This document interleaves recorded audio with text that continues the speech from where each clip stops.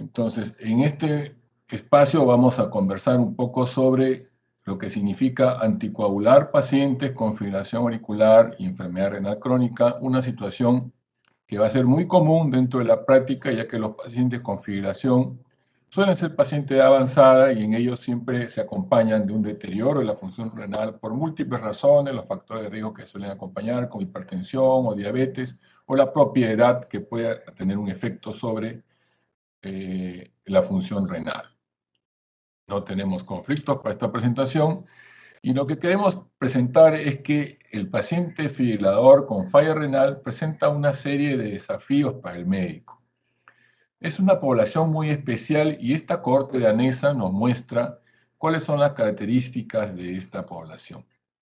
Vemos que cuando uno compara a los pacientes que no tienen enfermedad renal, aquí en la columna azul un poco más oscura comparado con aquella columna celeste clara, que tienen enfermedad renal no terminal, el riesgo de tromboembolismo o accidente cerebrovascular es mayor que aquellos que no tienen enfermedad renal, pero a la vez el riesgo de sangrado también es mayor. Esto es interesante porque presenta un doble riesgo, ¿no? Mayor posibilidad de que haya eventos embólicos, pero a la vez mayor posibilidad de sangrado, como se muestra en este estudio ya desde hace un buen tiempo. Esto ha sido recientemente corroborado por este estudio más reciente de una cohorte de la ciudad de Valencia, España. Aquí a los pacientes fibriladores los han evaluado y los han tabulado de acuerdo al score CHAS-BASC, que es la escala de riesgo más recomendada por las guías para evaluar el riesgo embólico. Y efectivamente, el riesgo de CHAS-BASC evalúa muy bien a medida que se incrementa el riesgo de tener un stroke o un accidente isquémico transitorio, se incrementa, pero a la par se evalúa la posibilidad de tener enfermedad renal establecida según estos criterios de esta clasificación CADIGO, que es una clasificación internacional, que a medida que incrementa el número se habla de mayor compromiso renal. Entonces vemos cómo el compromiso renal también incrementa el riesgo embólico independientemente de lo que pueda significar la escala CHAS-BASC. Y no solamente eso, sino que incrementa también la mortalidad por toda causa. Entonces estamos hablando de pacientes que tienen un riesgo embólico, también hemos visto un riesgo hemorrágico, pero también un riesgo de mortalidad, que es algo importante para considerar. ¿Por qué es que se presenta estos riesgos en forma simultánea en el paciente con falla renal y fibrilación?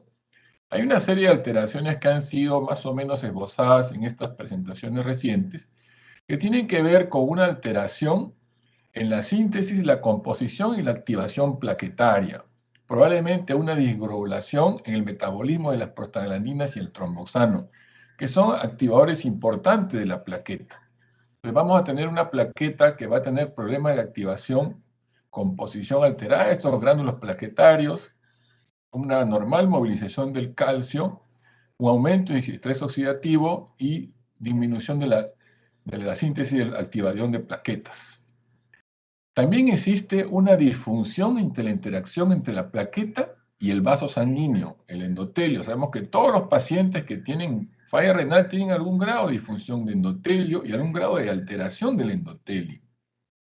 Por supuesto, hay vasos más rígidos, hay vasos que pueden estar con más aterosclerosis, considerando que las principales causas de la falla renal son pues, la diabetes y la hipertensión. Entonces, esto va a acompañar a una interacción disfuncional entre la plaqueta y el vaso sanguíneo.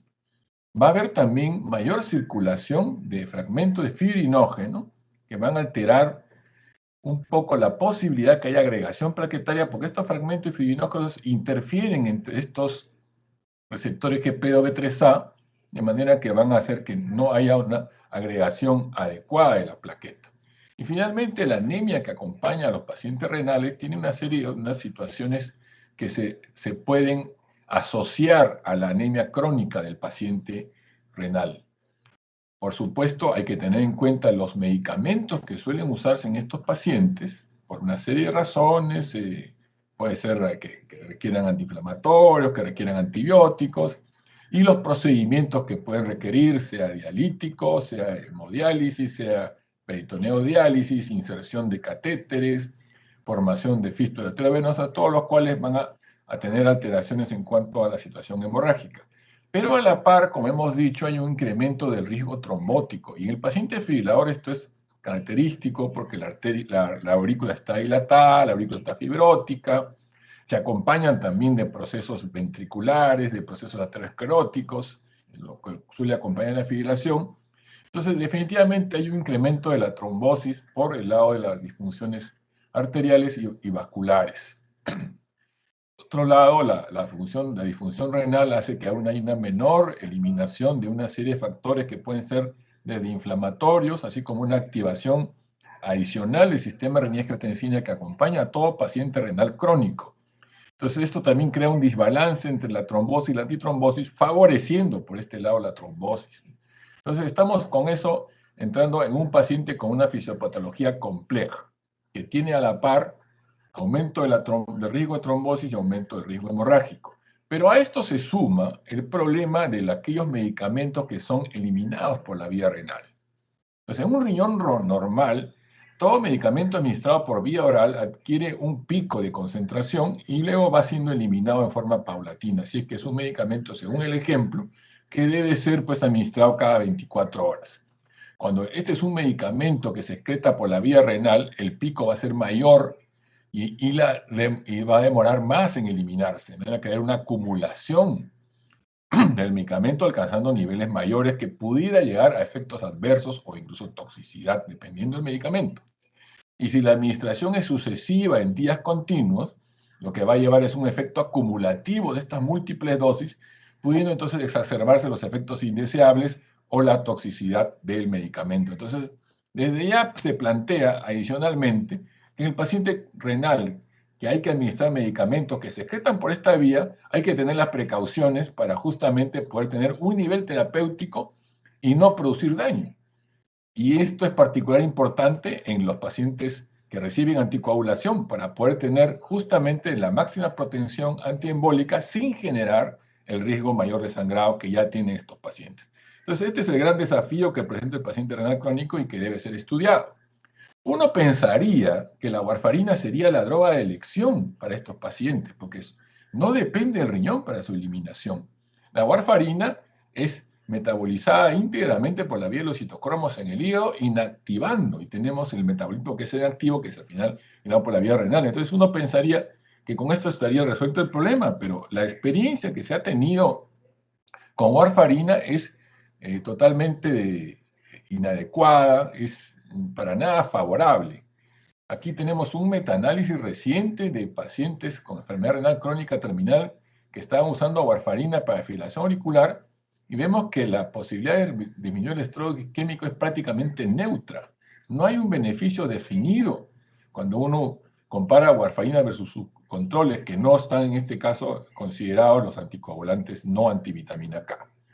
Y por el contrario, el riesgo de stroke hemorrágico es mayor, significativamente mayor, cuando uno compara warfarina versus los controles.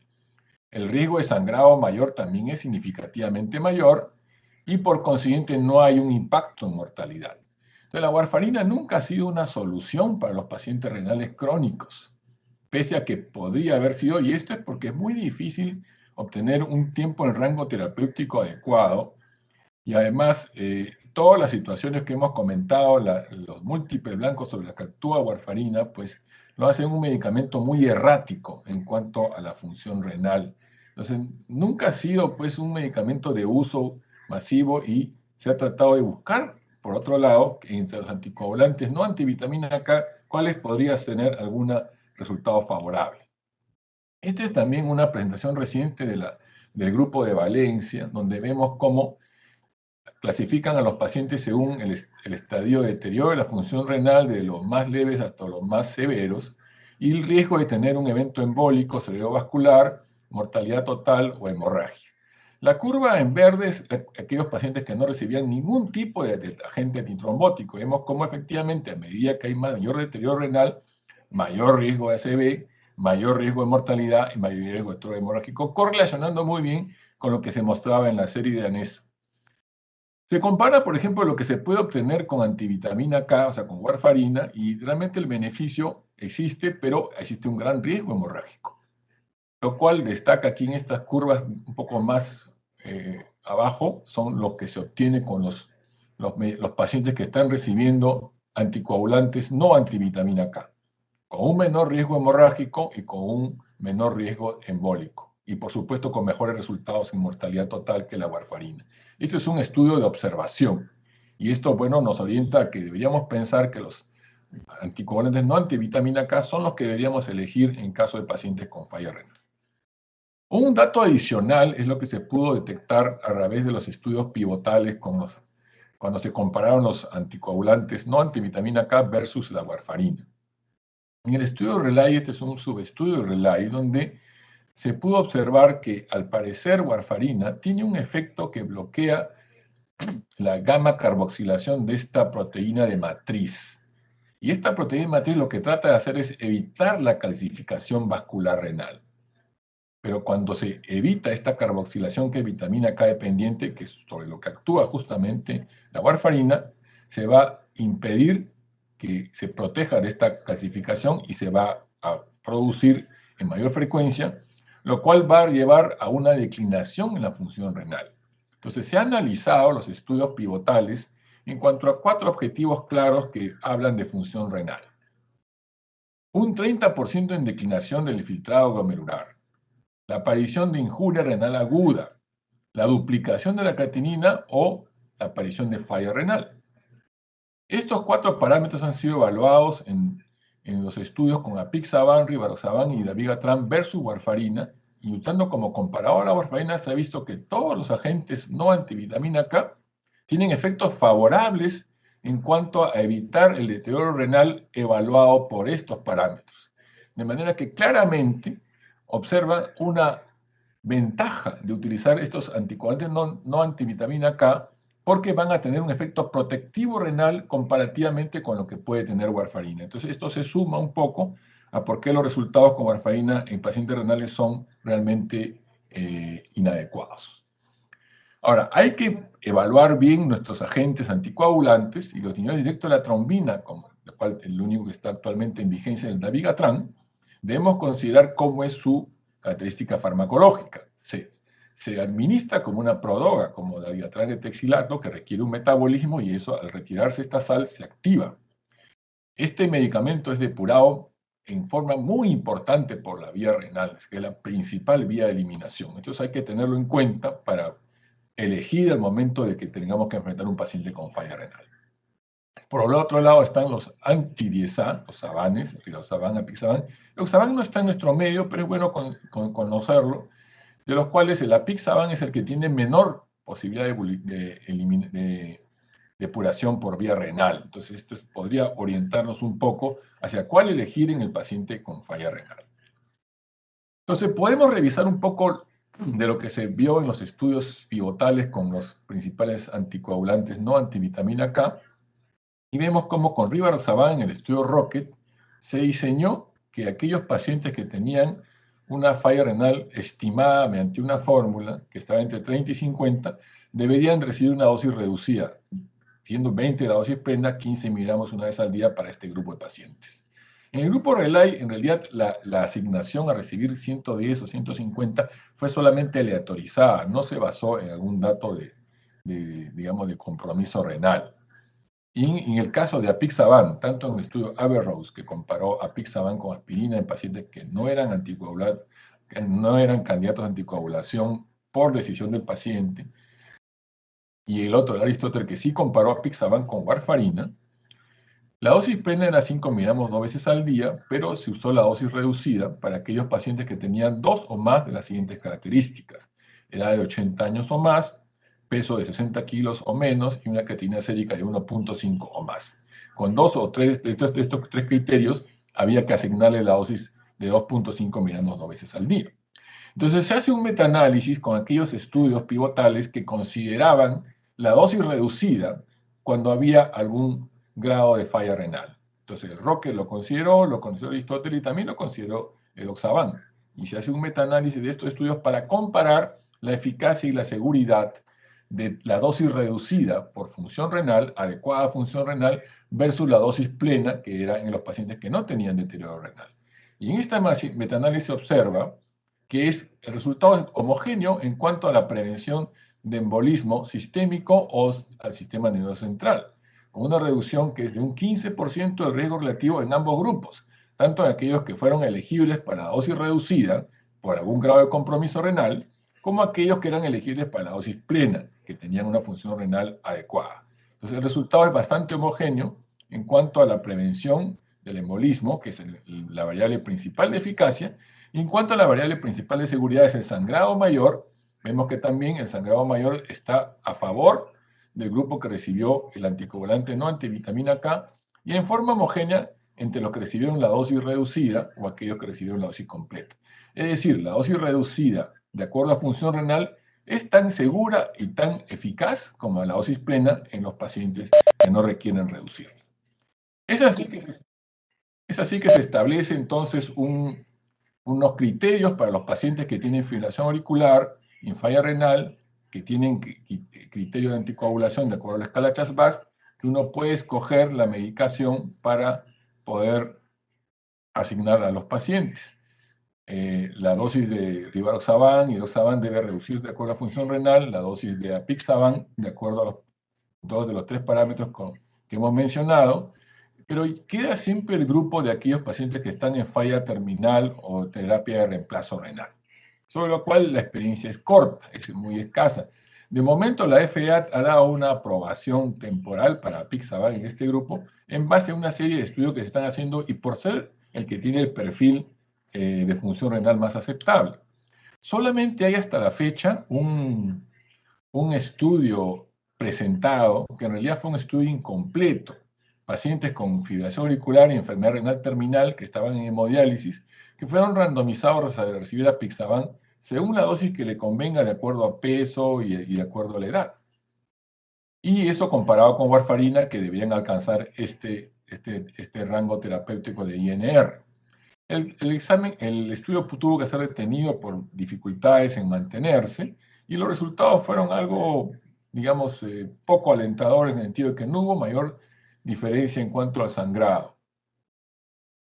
Hasta ahora estamos esperando que aparezcan otros estudios que se están llevando a cabo todavía en que se comparen estos anticoagulantes no antivitamina K versus warfarina en los pacientes con falla renal terminal. Entonces, para terminar nuestra presentación, queremos concluir con todo lo que hemos revisado, que los pacientes con fibrilación auricular y falla renal son un desafío por tener una mayor tasa de eventos hemorrágicos y de sangrado. Y por supuesto, la función renal anormal implica adecuar la dosis de estos medicamentos. Los antivitamina K, básicamente warfarina, no tienen resultados alentadores, ya lo hemos mostrado. Rivaroxaban, apixaban y edoxaban, dentro de sus estudios pivotales, han considerado dosis reducidas de acuerdo a la función renal. Rivaroxaban, la dosis de 15 miligramos con esta fórmula, estimando la función renal entre 30 y 50, 140 ml de edad, dividido entre el peso, perdón, multiplicado por el peso, dividido entre 2, entre la creatinina. Y apixaban, dos de los criterios, 80 años o más, 60 kilos o menos, y 1.5 creatinina o más.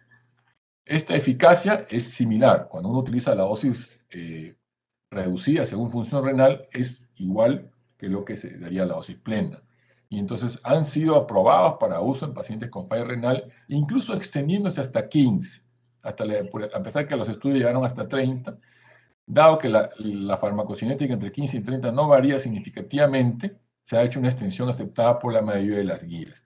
Apixaban en Estados Unidos se está empleando en pacientes con falla renal terminal, pero eso es algo que todavía está por establecerse. Y por el momento se conoce además que los anticoagulantes directos tienen un efecto protectivo de la función renal a diferencia de warfarina. Esto es todo lo que quería presentarle a ustedes.